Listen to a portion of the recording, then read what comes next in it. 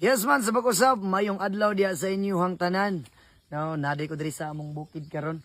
So na lang daw ko'y klaruhon sa tanan no. So sa mga wala nakasakay sa kong mga joke. So mangayo lang day kog pasaylo sa inyo ha, sa mga lapses. Kitang tanan tao, wala man jud perpekto diri sa kalibutan.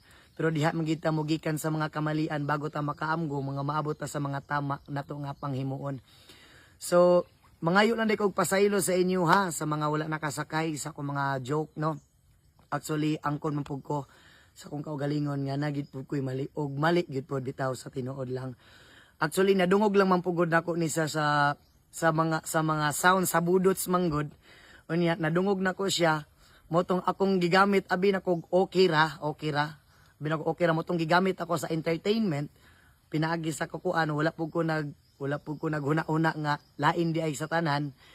So pasaylo ako ninyo no. And anak man gyud na ang tao, kailangan tanan magita na magitay kamalian pero need gyud nato itama ang mali.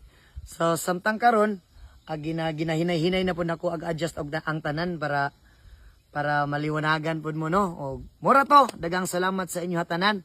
And labi na sa mga kabatan-unan, sa mga kamagulangan, pasaylo ako ninyo sa mga joke nga dili maayo. Og mora to, daghang salamat sa inyo tanan.